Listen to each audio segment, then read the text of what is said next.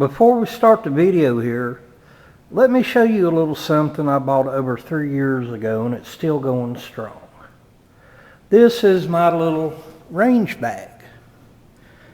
Now the reason I'm showing this is the other day I was at a local gun dealer's and a guy was forking out like $130 for a really nice range bag. And I'm like, man, don't you think that's a little steep? He said, well, I need something to carry my stuff to the range in, you know. He said he had a case for his guns, but nothing to carry like the ammo or what have you. So I told him what I did. This right here is made out of recycled paper, and believe it or not, it's pretty stout. And I found these at one of my local Dollar General stores. 75 cents each. I bought 5 of them. And I've been using this first one here for about the last 3.5 years. You can hold plenty of ammo in it. Let's see. There's a few boxes of that. A few boxes of another box. Let's get some more out here.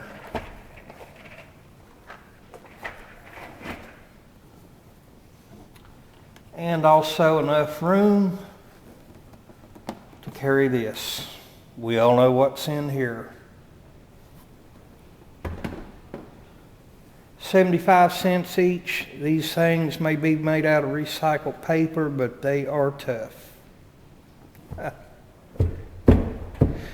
That guy paid $130 for his range bag. Just think of the ammo or beer or both he could have bought.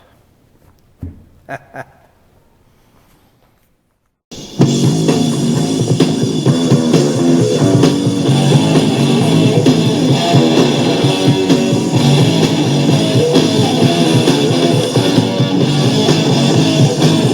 everybody, you got Mark coming to you on the Garage Guy 879 channel, and I wanted to show you something, well, an unexpected buy. I went to a local gun shop that had relocated from my hometown to the neighboring town of Abingdon, Virginia. And they got a really nice setup in there. It's nice and spacious. A lot of people can look around at the guns, not get all crowded up like you can in a lot of these other gun shops. So I just went in there out of curiosity, decided I was going to look around. Had nothing in particular in mind. I was just browsing. I went over to the used section. I found this Glock 19 Gen 4 in a display case. The thing looks brand new. The price tag on it, $455. Got moth out of there.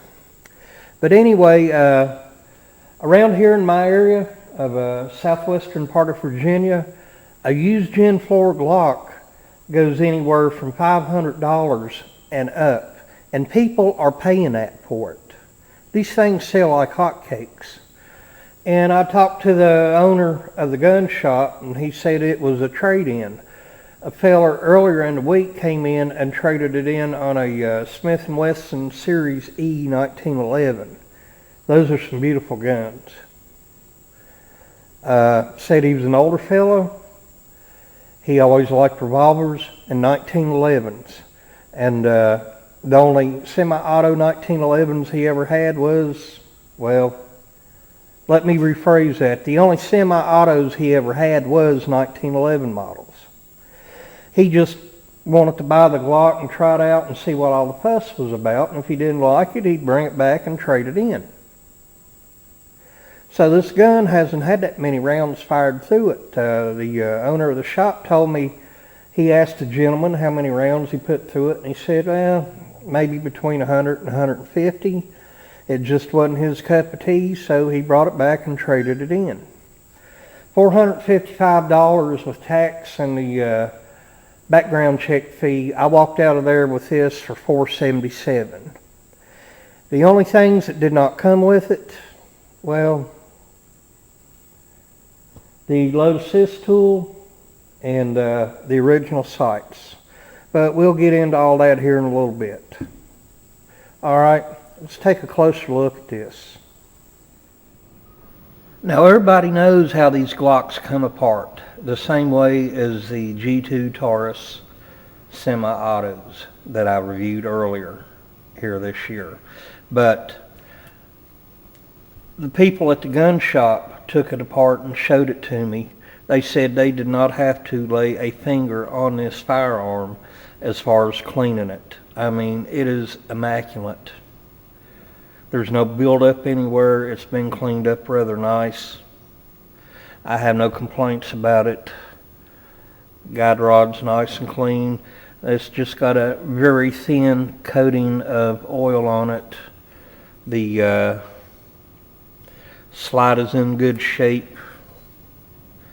I don't really see any marks on it or any scratch places.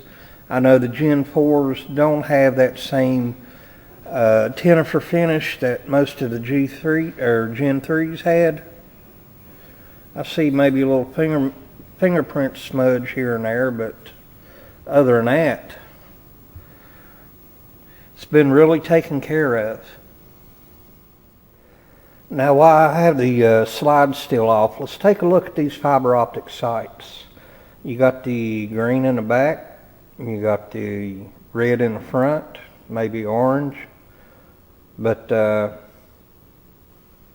you know, I didn't like these at first. They kind of looked cartoony to me, but once you look at them out in the sunlight, they really put off a nice glow. I mean, you can, you know, pick up that front sight pretty quick. I'm going to put them back on here when I take it down to shoot, the slide rather, and see how I do with these sights. If they're zeroed in, I have no reason to touch them.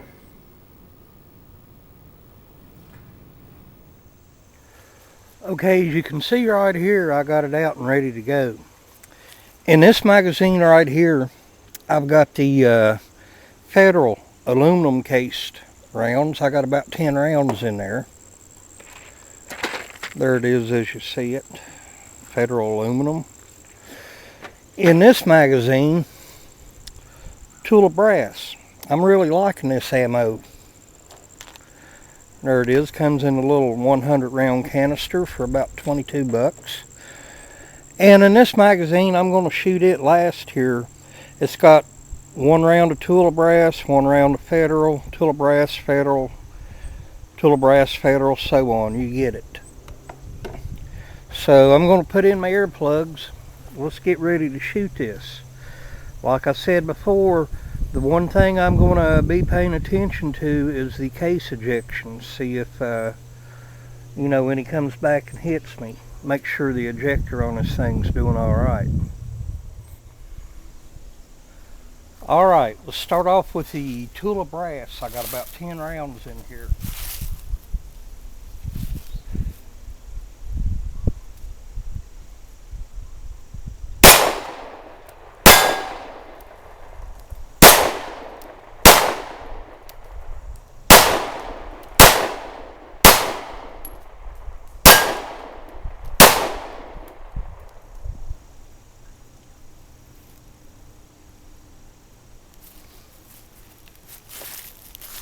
Had one casing come back and catch me on the shoulder.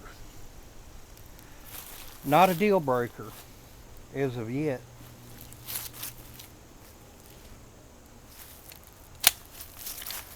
Now let's try the Federal aluminum.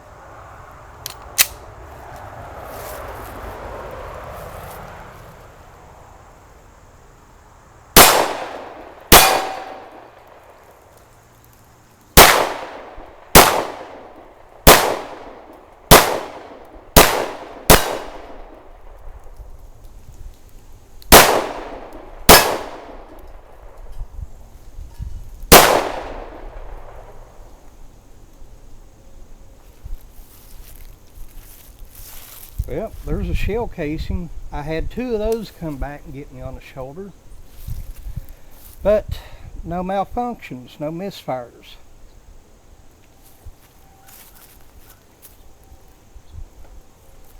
Now in this one I got the Well, tool of brass, federal aluminum, tool of brass. I got them every other shot, different round.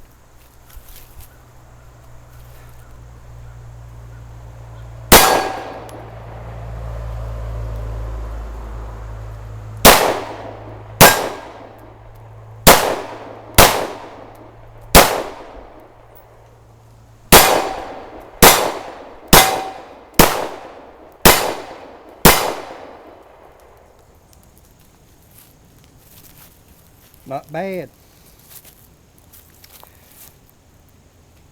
No malfunctions. Well, I got some 2 liters hanging here. And before we start to shoot them, I want to see if people can notice how bright these sights are. These are not night sights, they're just fiber optic, but man, they are really glowing. I like it. I shot up all my tool of brass ammo, so I'm going to be using the federal aluminum rounds. One other thing, you notice how I don't just release the slide catch lever?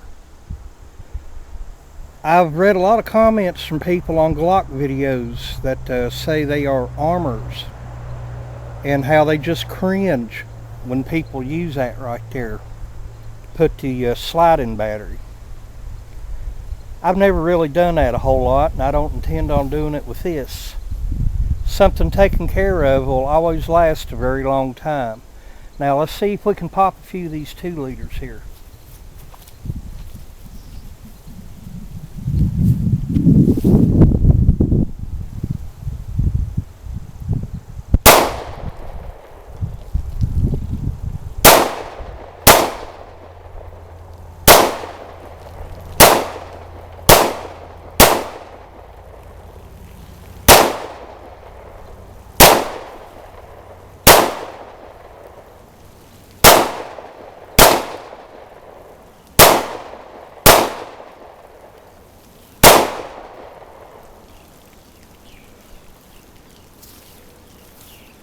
Well,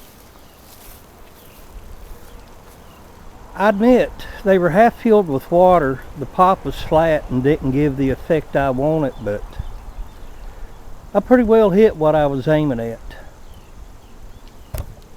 I won't have to do any sight adjustment on this.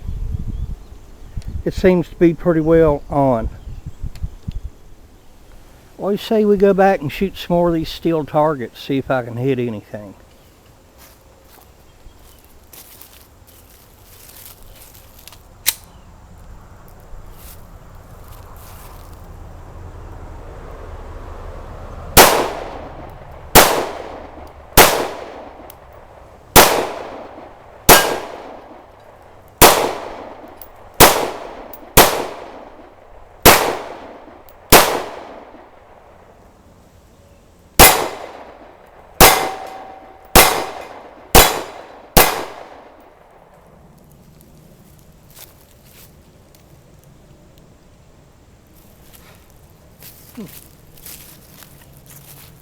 Well, that brass ejection is all over the place.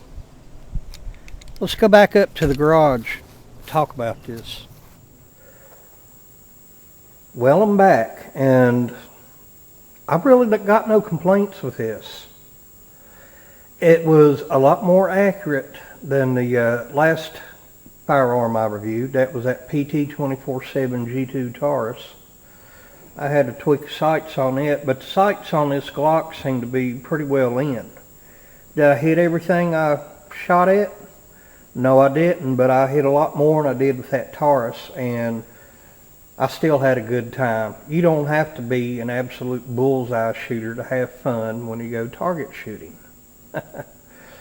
Anyhow, I've got no complaints with this other than a few shell casings came back and got me on the shoulder. It's no big deal. Now, if the problem continues or starts to get worse, there's a few fellows around here that are Glock certified armors I can take this to. But I don't see that happening right now. The gun did not malfunction with the federal ammo. It did not malfunction with the tool of brass. So I can't really complain about it. And those sights, as I showed you earlier, those things really glow. I really enjoyed shooting this. And it's going to be around here for a long while. Am I a Glock fanboy? Not at all. But, it never hurts to have a Glock in a collection. This gun's going to be seeing a lot of carry time. It's going to be seeing a lot of target shooting time.